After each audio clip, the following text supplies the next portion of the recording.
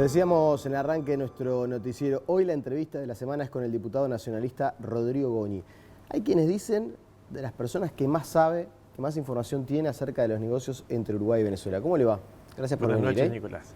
Estuvimos hace unas semanas en la frontera con Venezuela, precisamente porque nos invitaron a conocer esa realidad de la frontera donde 50.000 venezolanos cruzan por día. Y cuando vimos lo que vimos, realmente, a pesar de, bueno, que uno se entera por la televisión, por los diarios, por los videos, superó todo el drama que nosotros veíamos por otros medios, porque cuando uno ve madres con niños desnutridos y bueno, toda esa tragedia de 50.000 venezolanos que cruzan por día, uno dice, bueno, ya después de esto, ¿qué duda puede caber de que hay que, de una vez por todas, digamos, combatir ese régimen que es el que le está provocando, ¿no? Ya vamos a estar hablando acerca de la situación que encontró ahí, de las reuniones que mantuvo. Quiero profundizar un poco. Pero antes, en nuestro noticiero también en el arranque veíamos a Lucía Topolansky hablando de la situación de Daniel Placeres. Bueno, es sabido que Placeres es una persona muy cercana, tanto a Topolansky como a José Mujica, de hecho vive al lado de su domicilio, allí en la Chacra. Lucía Topolansky dijo que Placeres iba a renunciar a su banca, por lo cual el pedido de fueros, que ustedes incluso estaban reclamando, ¿no? Solicitando que se votara, ni siquiera se iba a llegar a tratar. ¿Qué le provoca que renuncie Placeres?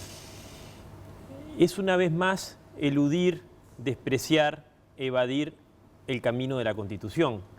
Nosotros, a fines del año pasado, hace poquito, pedimos la investigación parlamentaria sobre este caso particular de, bueno, esto que después el fiscal entendió que había elementos de convicción suficientes sobre la presunta configuración de un delito. Sobre ese caso particular, nosotros dijimos, bueno, la Constitución manda a que el Parlamento investigue. El Frente Amplio dijo, no, ese camino no. Fuimos a la justicia. La justicia hace todo el análisis, hace el proceso y pide el levantamiento de los fueros. Ahora está bien. Para lo que es la causa en vidrio, lo cierto es que el pedido del levantamiento de fueros y la resolución del fiscal Pacheco está vinculada a algo que uno, desde el punto de vista ético, obviamente que lo puede reprobar y se verá en la justicia si es un delito o no.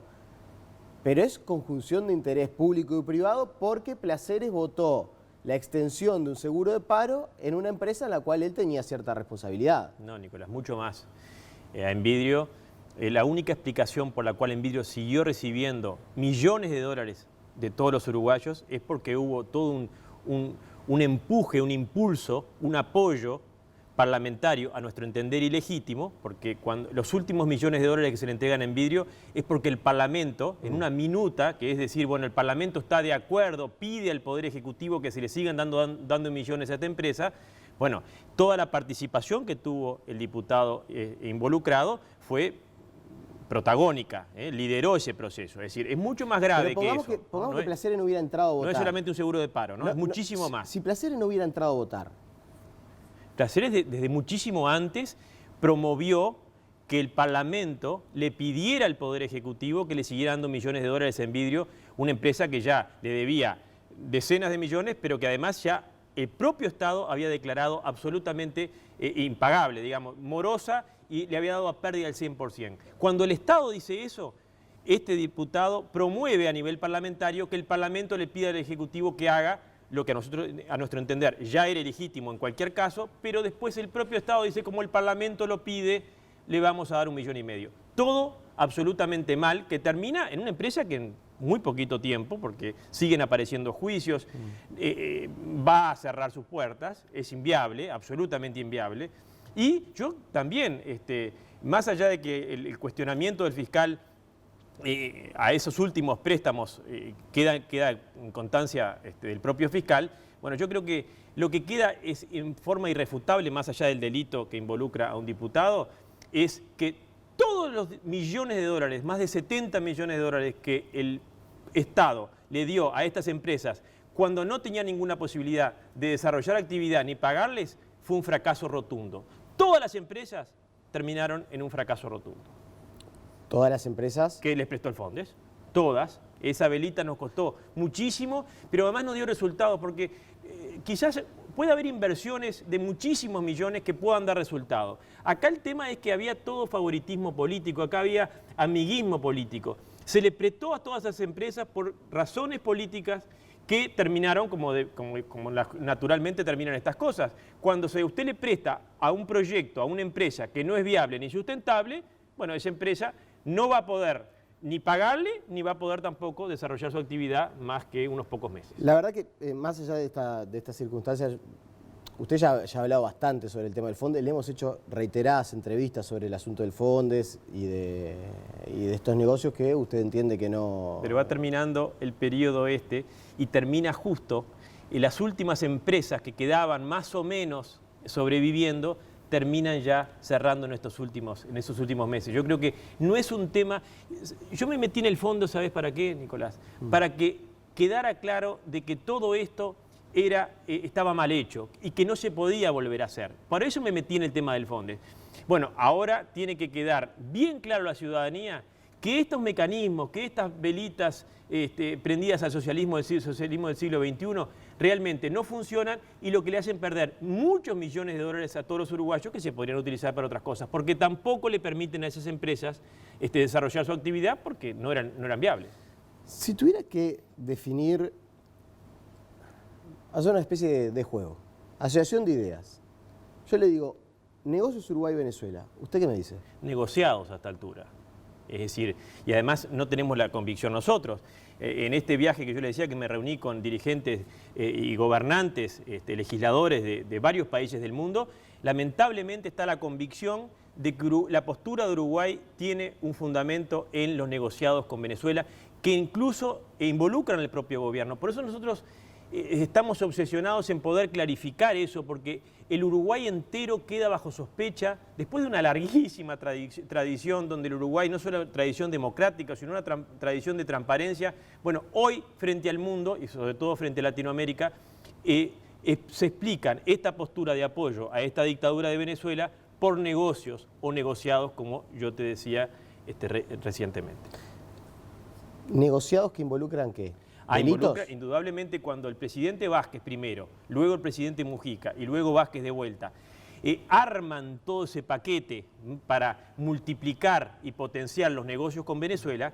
A ver, ya desde el 2007-2008 el régimen de Venezuela estaba absolutamente corrupto. Es decir, no lo decimos nosotros, todos los rankings internacionales ya hablan de que el sistema de Venezuela está absolutamente corrompido. Por lo tanto, potenciar, estimular negocios con Venezuela era de alguna forma también entrar en ese mecanismo que nosotros entendemos ya son negociados, donde había sobreprecios, había intermediarios privilegiados y había también, ¿por qué no?, posibilidad de lavado de dineros, porque todos esos dineros que tienen la fuente en Venezuela, todos tienen un origen ilegal, todos tienen un origen ilegal.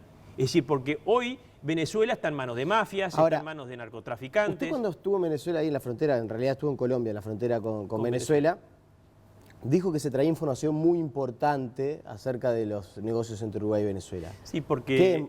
¿Qué información se trajo? Bueno, que efectivamente Uruguay ha servido de canal para el manejo y transferencia y operaciones financieras de Venezuela hacia otros lados del mundo. ¿Eso usted lo tiene corroborado? Bueno, nosotros tenemos elementos que nos aportan, nosotros hemos pedido todas las investigaciones, nosotros cumplimos como parlamentario con poner estos temas, no nos dejaron. Es decir, este es un caso bien claro para que también se haga una investigación a fondo parlamentaria. Nos han rechazado todas el Frente Amplio. Y después hemos brindado a la justicia todo lo que hemos tenido, incluso en el último caso frente al Banco Central. Nosotros advertimos al Banco Central de que, bueno, efectivamente acá hay un banco que es propiedad del régimen de Venezuela, que es dirigido por el régimen de Maduro y que teníamos muchas advertencias y muchas sospechas de transferencias de fondos. Incluso en aquella famosa operación que se negó una y otra vez, que nosotros tenemos elementos de que esas operaciones para empezar a traer dinero de afuera por supuesto, de gente que los ha generado ilegalmente, porque hoy en el régimen, hoy si usted mira a Venezuela, dice, ¿quién puede estar ¿Usted ganando tiene la convicción que el dinero venezolano, habido de la corrupción, pasa a alguna parte por Uruguay?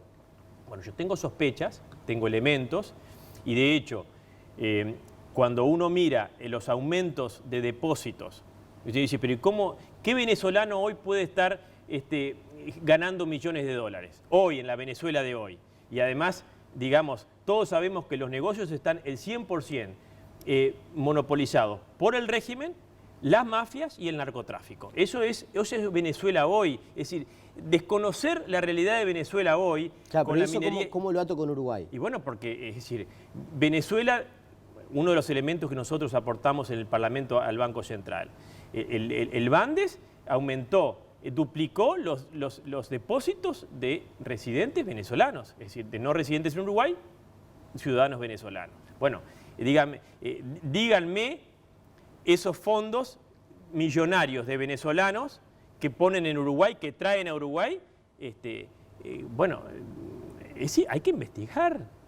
Y eso es lo único que hemos pedido nosotros, que se investigue. Nosotros cumplimos con nuestro deber de pedir la investigación, porque naturalmente que todas esas transferencias, esas operaciones están bajo sospecha. Si Venezuela es eso hoy, digamos, yo creo que eso no lo puede negar nadie. Entonces, toda la minería ilegal, el contrabando, incluso los grupos terroristas de trata de personas, eso es lo que hoy se ha convertido en Venezuela. Ahora, también es verdad que hay un representante de la oposición en el Banco Central. O sea, desde hace años. Y es del Partido Nacional. Y tiene un rol fiscalizador. Yo hice las denuncias como parlamentario, siguiendo todos los mecanismos institucionales, y yo llamé al Banco Central, al Parlamento. Y después lo volví a llamar, que todavía no ha concurrido. ¿Por qué? Porque yo tengo que preguntarle no al director de la oposición, no al director que representa a mi partido, sino que tengo que preguntarle al Banco Central qué está haciendo para investigar todas estas operaciones que a nuestro entender están bajo sospecha.